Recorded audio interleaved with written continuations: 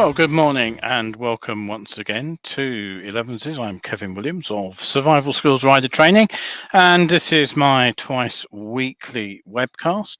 I've got a fairly packed show for you today. Tragic incident involving a delivery rider, apparently on the last job of his day in the last week before he left the UK and went home. He was involved in a fatal shooting incident in South London where the car being driven by the victim hit and killed him. The top court in France has overturned Macron's ban on motorcycle inspections. That is a story that's running and running. Yamaha are planning an YZF R9. Honda have built what they call a flexi-fuel bike for India to run on 20% ethanol.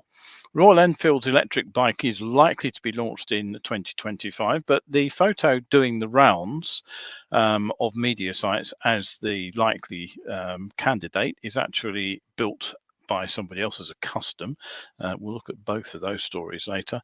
A Scottish electric bike rider has been injured in a collision, and I'll also talk about that in context of an article I covered last week, which was all about a collision where the prosecution considered that a driver had his radio up too loud and couldn't hear a bike.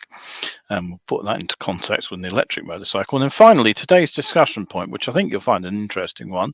It's number 5 in my top 10 of top bike crashes.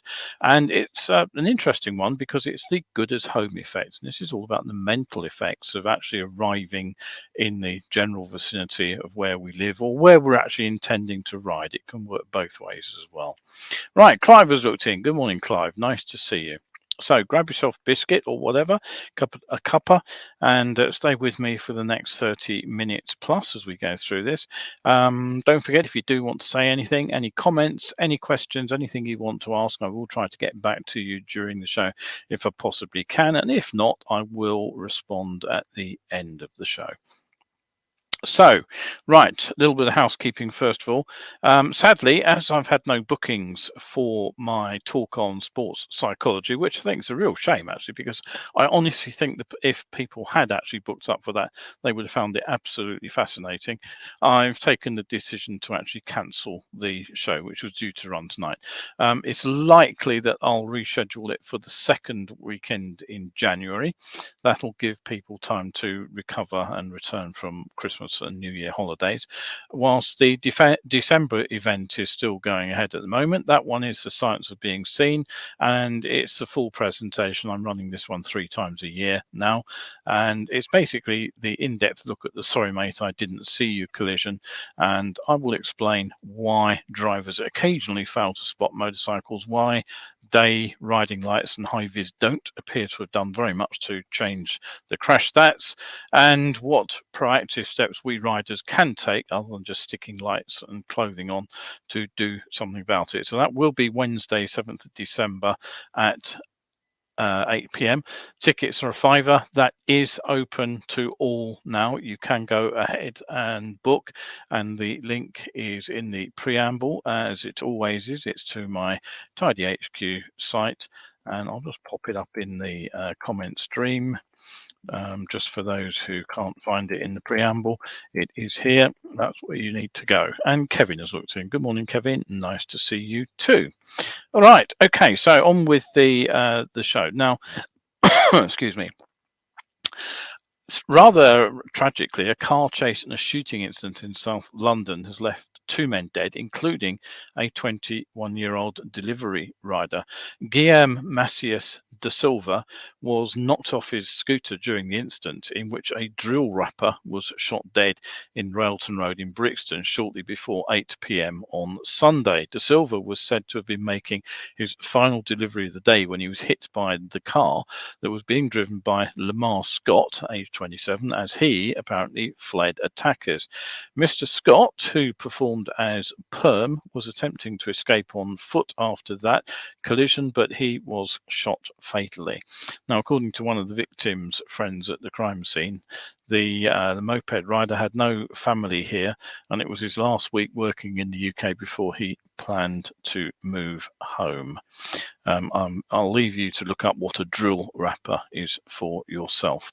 I had absolutely no idea what that referred to, but it does seem to be a pretty awful incident. Now, over in France, the legal game of ping pong, which has been going on between the government and the top administrative court, continues, because the court there has ruled once again that France must apply the 2014 EU directive calling for regular safety checks on motorcycles with engines of more than 125 cc's. Now, riders' rights groups have been fighting these safety inspections. They've basically been arguing that they don't benefit anybody but do cost the riders money. They are, of course, mandatory in almost all other countries in Europe, including the UK, where we have our MOT system. And the French authorities had previously resisted applying the Euro ruling. But environmental groups who have been calling for reductions in air pollution and traffic noise, they took the government to court and they won. Now, that meant that the state court, the France's Supreme Court for Administrative Matters, ordered the French government to apply the directive, the rules, and what happened then was the government issued a decree last year announcing that checks would begin on certain motorcycles as early as 2023. But that triggered another round of protests from the bike owners associations, and the government promptly made a U-turn, with the directive apparently coming from Emmanuel Macron himself, who was quoted as an advisor by saying that he didn't want to bother French people with a measure which he vowed would never be applied. Now, back to the courts went the environmental groups, and on Monday they won their case once again, as the court ordered the government to reverse the decision to block this EU directive. The council said in a statement on Monday that the government had overstepped its powers by cancelling the EU directive, which it said was aimed at the protection of the environment as well as of the safety of motorcyclists. It also threw out the government's claim that the EU allowed for alternative measures in the directive instead of the mandatory safety inspections. And given its direct and significant environmental impact, direct quote there, the decision to scrap the inspections should have been subject to public debate, it said.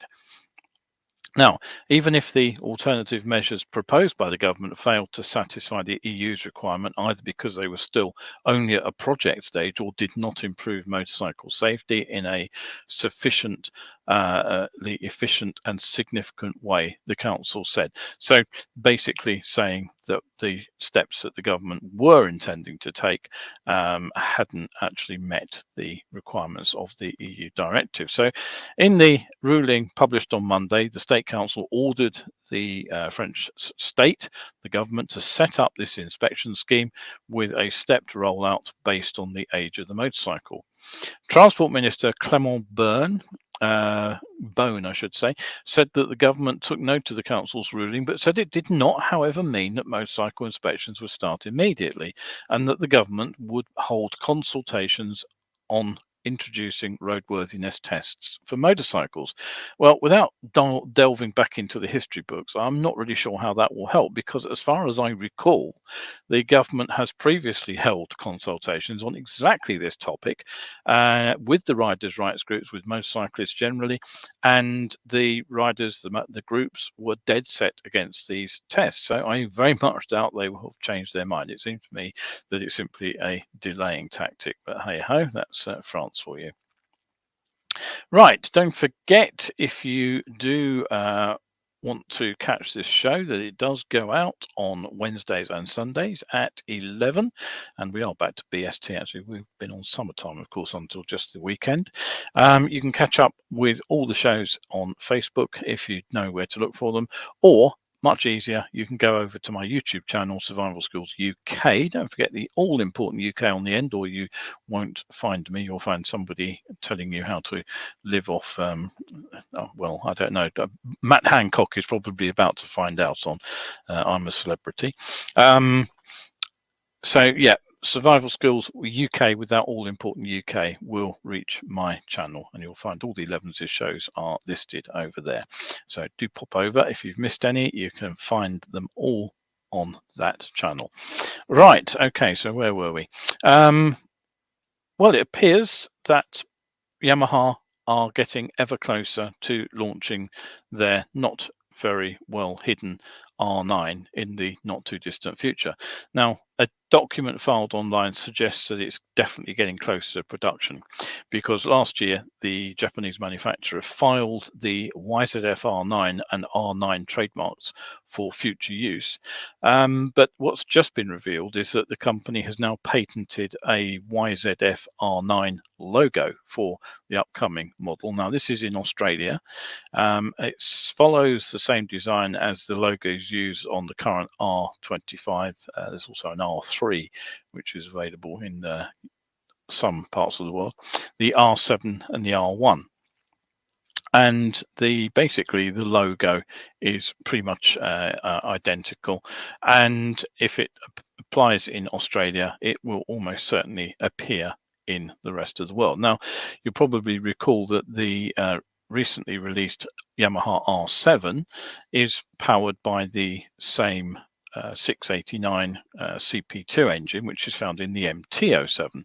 So it's almost certain, about as certain as certain can be without actually knowing for sure, that the engine which will appear in the R9 will be the same CP3 890cc engine which appears in the Yamaha MT-09 and the Tracer 900. Now, the triple motor generates around 117 horsepower, 93 newton meters of torque, and in effect it should generate much the same performance as the discontinued R6, but probably being a bit easier to ride given the low down torque of a triple as opposed to the high revving nature of the 4-cylinder bike. So it's likely that the R9 will fill that sort of middleweight, although I can hardly believe that we're calling 900cc bikes middleweights, that middleweight niche in the superbike market, which is somewhat below the R1 but above the R7, which really isn't quite as sort of get up and go as the old R6. So the need to fill that hole, though, is of particular importance to Yamaha, since they are still struggling to recover from the 2020 COVID shutdown. Annual sales in 2020 were the lowest of the last 15 years. And although they did actually manage a double-digit recovery in 2021, that was fairly common right across the board for companies, the final results for last year were still below expectations, and it was in fact their second worst performance in the last decade and a half. And even in 2022, the Yamaha's recovery is still marginal, and their registrations in the first 7 months of the year are up just 3.4% on 2021, when of course we still had some lockdowns. So in particular, they have problems in Taiwan, where sales are down nearly 20%, Japan, where it's over 18%, and Europe, sales are down 10% across the board in European countries. And part of the problem, at least, is the new breed of electric vehicles, which are starting to nibble away at Yamaha's small motorcycle and scooter sales. So clearly they are going to put some hope in the R9 to recover their fortunes.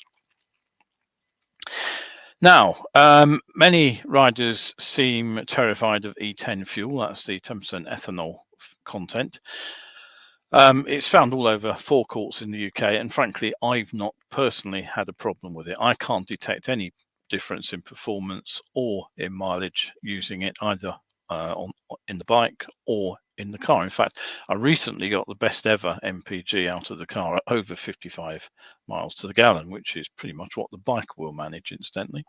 The fact is, with a few notable exceptions, which is why you do need to read your handbook. If you have a modern bike or a car, it was designed from the ground up to work with fuel with added ethanol. They've been doing it in other countries for years, basically. The only drawback I can see is that the alcohol absorbs moisture. That's well known. So the recommendations are that if you are laying your bike up for winter, it's a good idea to fill the tank with the more expensive E5, which only has 5% alcohol added, and which is less likely to absorb water over the course of the winter layup. And I'd say basically that's cheaper than filling up with bottles of fuel stabilizer, which is the other alternative. Anyway, it seems Honda in India are planning to launch what they are describing as a flexi-fuel model by the end of 2024. So this is a motor that will actually be capable of running on fuel with up to 20% ethanol blended in. Why is this required? Well, India is the third biggest oil importer and consumer, and with the current volatility and the interruption of oil and fuel supplies generally, the government has recently expanded the excise duty exemption for biofuels in order to encourage blending higher proportions of ethanol with petrol, and also vegetable oil, incidentally, with diesel. Many people don't realize that a diesel engine can run on cooking oil. So there will be an introduction of E20 petrol in some parts of India as of April next year, and it's due that the country will see a nationwide rollout of the higher ethanol fuel from 2025-26. So, meanwhile, over in India, Royal Enfield are also known to be working on an electric motorcycle project, which could see a release of the production model by 2025. The company, as you probably know, has its R&D centre in the UK, and it's reported to be undertaking global testing right now on electric vehicle prototypes. Back in 2020, Siddhartha Lal, the managing director of Royal Enfield's parent firm Eicher Motors, he told the media that there was a team of engineers working on an electric bike project, but he's been adamant on several occasions that the project isn't going to be rushed to market.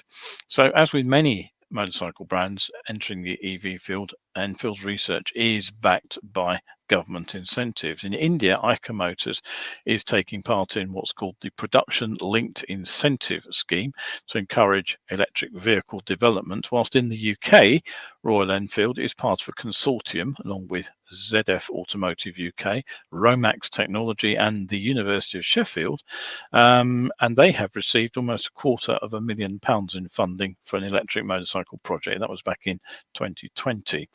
So that would have kick-started, I guess, their R&D centre over here. And the UK partnership's aim is actually to produce a demonstration e-bike based around the vision of what the future supply chain could cope with. So, okay, what do we know about the bikes? Well, one thing we do know is that it's not going to look like this. I'm rather hoping it won't anyway, because this machine, which is all over social media and incorrectly tagged as the official test bike, is actually a custom machine built by a company called Electric Classic Cars. Now, it is built in England. That's a very British background in the background there. Looks like Wales or possibly Yorkshire, maybe Scotland. The bike is called the Photon. It started life as a fairly standard Royal Enfield Bullet. If you look at the rear end of it, actually, you can see the sort of giveaway trademark, that triangular sort of side cover there. And what's happened to it is that they've obviously removed the single cylinder air-cooled engine and taken the gearbox out, and in fact, even the chain's gone.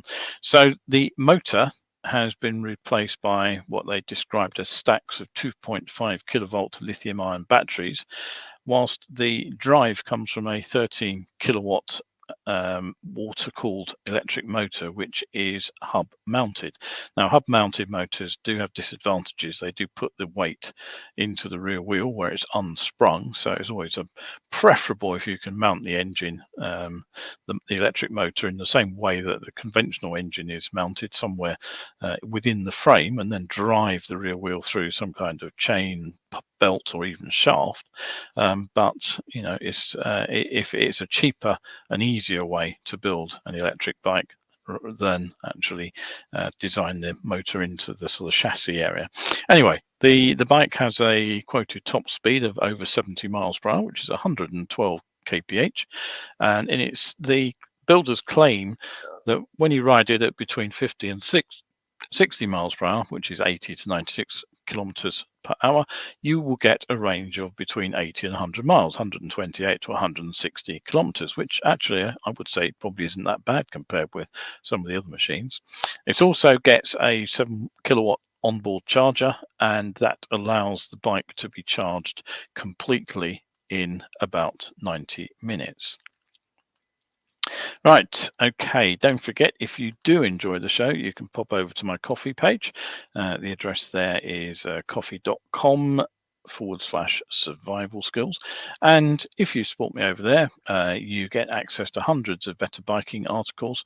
There are around 800 in the supporters area at the moment, and if you become a regular subscriber, then you open up even more content. So do pop over there. There's plenty of free stuff to read as well at the moment. I need to move some from the free to the supporter category, I must be honest. I'm a bit behind with doing that, but so you've got plenty of chance. Pop over and read some of my articles for now. Right, okay, back to electric motorcycles again. Police Scotland have reported that a 37-year-old motorcyclist sustained a serious leg injury as a result of a collision between a car and an electric motorcycle. Now, this crash happened in Glasgow. It was on Friday the 28th around lunchtime. There are no other details. I have looked, nothing about the make or model of bike involved. Now, I'm sure there have been other incidents already involving electric motorcycles, but this is the first one that I actually recall seeing. But it did immediately bring to mind the crash that I talked about the other day on Elevenses, where the lorry driver actually hit and killed a motorcyclist approaching some traffic signals when he changed lanes and struck the motorcycle from behind. Now, at the time, I commented on the prosecution making much of the fact that the driver's radio was turned up loud, and they arguing that the driver therefore couldn't hear the bike, which might have prevented the collision. Now, I pointed out at the time that a standard exhaust system on a motorcycle, if properly silenced, legally silenced, is actually pretty quiet, and I doubted whether it would have made that much difference inside a modern sort of sound insulated cab. Even loud pipes aren't often heard until the last second when the vehicle's actually alongside. So I've never really thought that loud pipes have the benefit that many people do. And of course, the problem here is that motorcycles with electric propulsion are almost completely silent.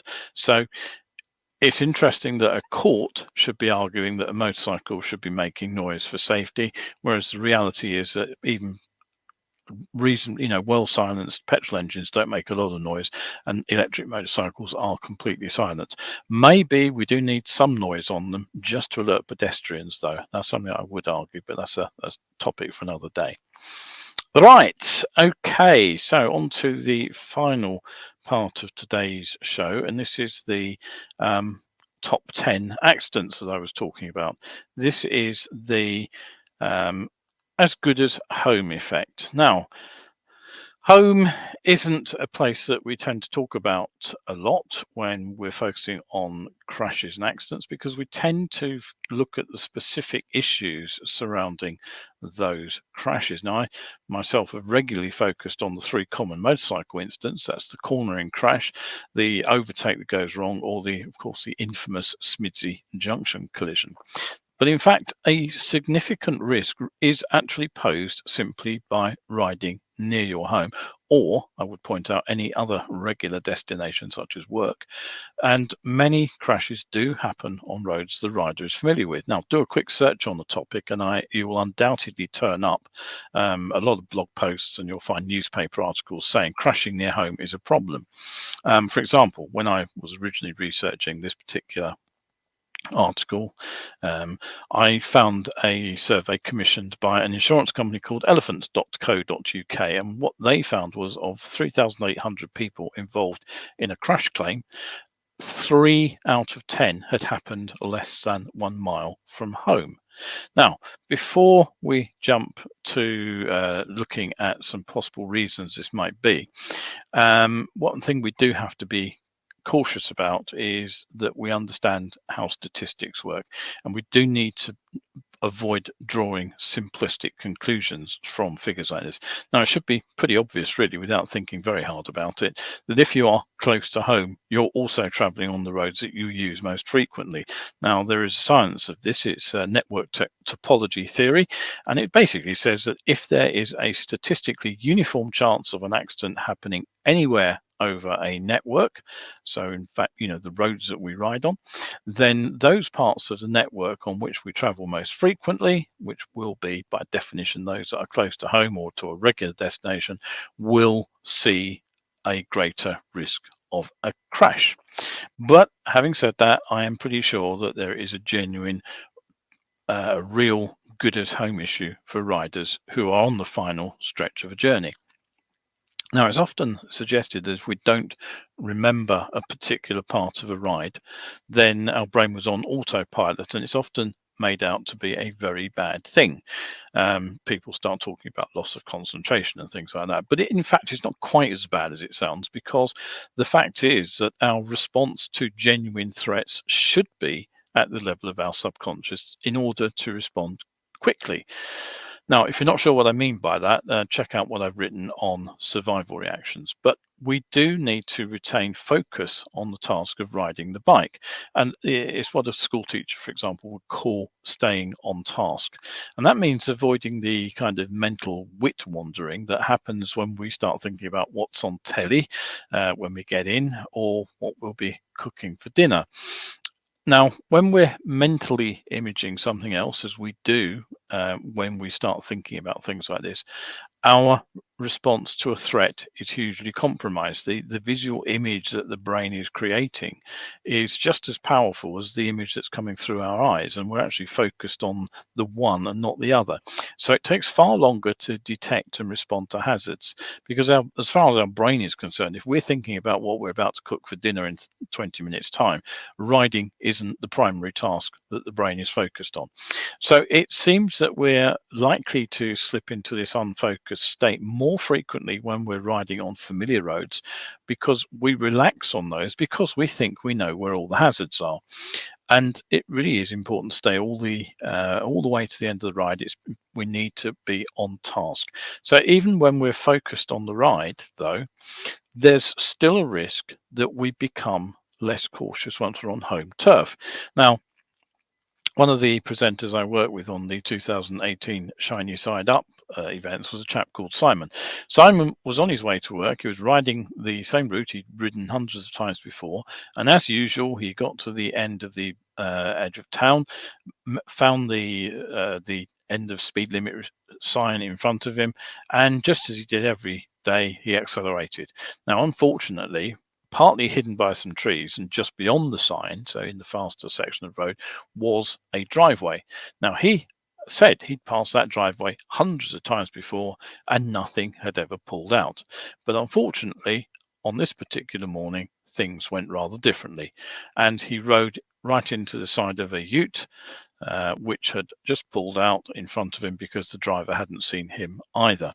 Now, that particular driveway was no different to any other blind driveway in terms of the hazard it actually posed. And, if it's a driveway there, a vehicle can pull out at any time in front of us. The only difference was that he was absolutely used to passing this one, and nothing had ever gone wrong at that location before.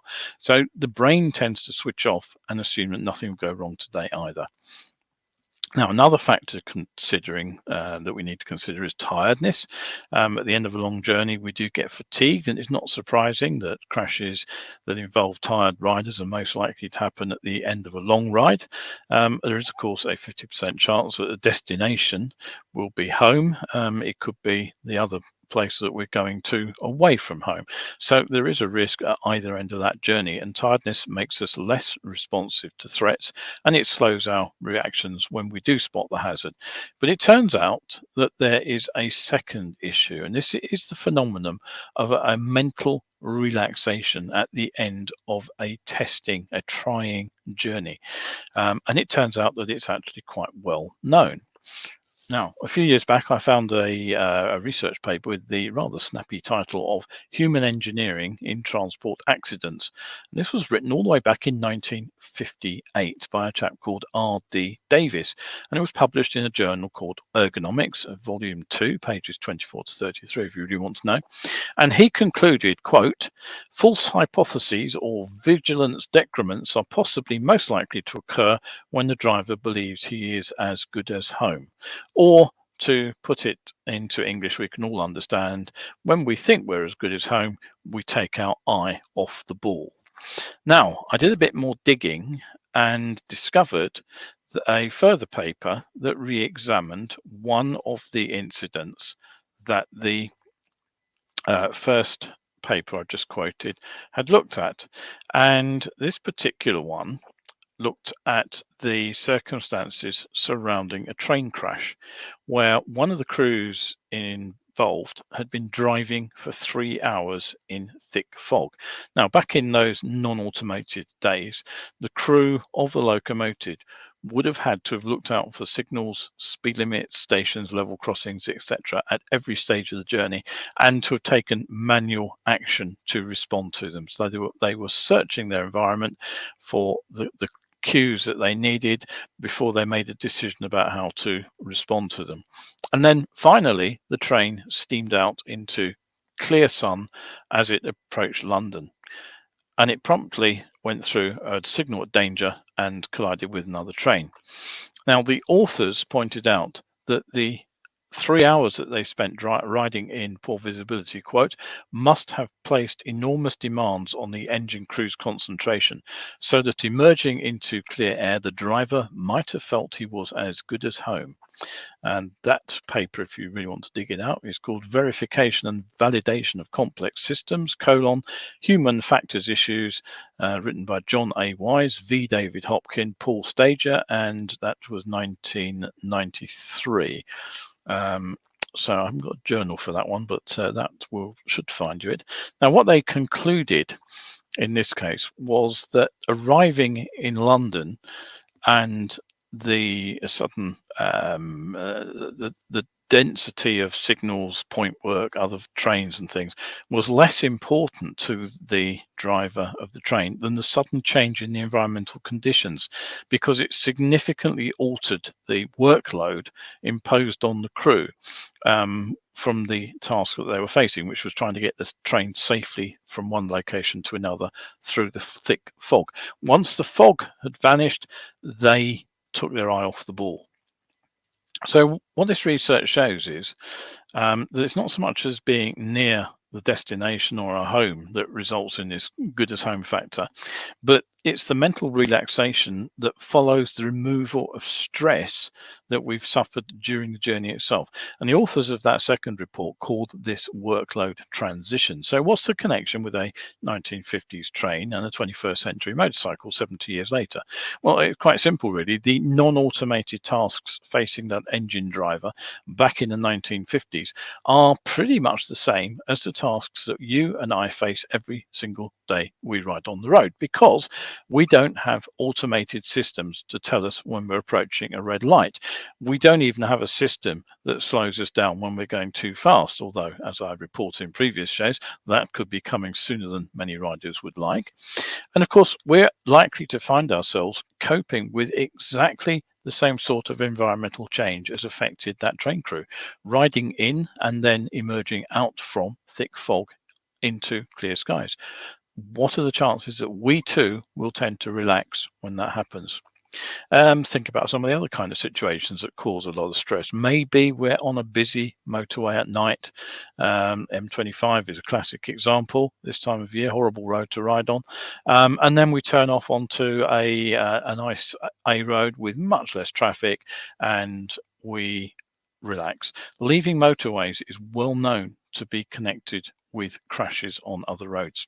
What about getting back from Europe and riding onto the more familiar roads of the UK? Well, it's well known that there are more crashes as UK drivers and riders tackle the unfamiliar roads on the other side of the channel. But it seems there's also a similar problem as riders and drivers come back to the UK, and it's likely that they suddenly relax, off their guard, because they are back on roads that they consider straightforward to ride. Now, even expert riders can be caught out in this way, and in surprisingly trivial sounding situations. My buddy Malk, who's a former bike trainer himself, he told us a few years ago how he had ridden into his works car park on an icy morning and mentally wiped his brow, having survived those difficult riding conditions, rode across the car park straight into his normal parking space, straight across a puddle. You can probably guess what happened next. The puddle was in fact a sheet of ice this morning, and he fell off approximately 2 meters from where he intended to park. I've done pretty much the same myself, actually, and I'm sure there will be other examples if anyone looked at the problem in this kind of way. So here's something else to consider then. Workload transition could also happen when we leave work after a tough day, because we breathe a sigh of relief, we're on the bike, we relax mentally because we think we're de-stressing after the long day at work, but our attention is still backwards on our work. It's not moving forward onto riding the bike, and that is a real risk factor too. So it's important to understand that the as good as home effect isn't simply limited by being near our destination. It can be triggered by a switch from a stressful riding condition to a much easier riding condition, which puts us back in our comfort zone. That can trigger this problem, and it can be anything which basically takes the stress out of riding. Suddenly relieved is a risk. So here's a tip for spotting workload transition. If everything suddenly seems a lot easier, then it's probably time to actually pay more attention than less attention, because if we don't, we're likely to mentally switch off and take our eye off the ball. All right, okay, that is it for today. Don't forget, the talk tonight, I'm afraid, is off, but the Science of Being Seen will be back on the first Wednesday of December, and that'll be the full presentation, so do look in if you possibly can. One comment which I just want to put up. My understanding is electric hub drive loses a lot of torque, which is a big selling point of e-bikes using mid drives. Yeah, I am not sure. I don't know. I mean, it's interesting that the racing e-bikes all run gearboxes, just like a conventional motorcycle, and the Kawasaki hybrid, which has been seen in prototype form at least, which has a relatively small electric motor and a relatively small petrol engine. Again, they are both connected via a gearbox, and a gearbox is a torque converter. So yeah, I imagine that the problem is that if you have a gearbox, you can change the level of torque that the engine is delivering by using high or low gearing. If you are using a hub center wheel motor, you are limited to how fast the motor can spin the back wheel. So for a low powered, low speed machine, it probably isn't an issue, which is why we're seeing it on a lot of scooters, mopeds, 125 category bikes. But I think probably as we get into bigger motorcycles, it's going to become essential to have some kind of gearbox. And if you start sticking a gearbox in the back wheel, then you are certainly going to weigh the bike down quite a lot. Right, okay, thank you very much indeed for watching once again. If you have any comments, any questions, again, please drop me a line after the show. I will try and get back to you, even if it's weeks afterwards. I do read the comments. what was I going to say? Yes, don't forget the next show online talk series event for this evening is cancelled. Science being seen in a month's time on the 7th of December, which is Pearl Harbor Day for those who remember. And that is it from me for today. Right now in London, it is fairly bright. It's just breeze is just starting to get up a little bit. It's likely to turn pretty wet and windy across the west of the country, spreading right across the UK. So if you are planning on riding a motorcycle home later today, do watch the forecast. This is one of the named storms. It's Claudio, if I remember correctly. So it will get pretty windy and wild, particularly across the west of the UK, and increasingly across to the east as the day goes on. So stay shiny side up, folks.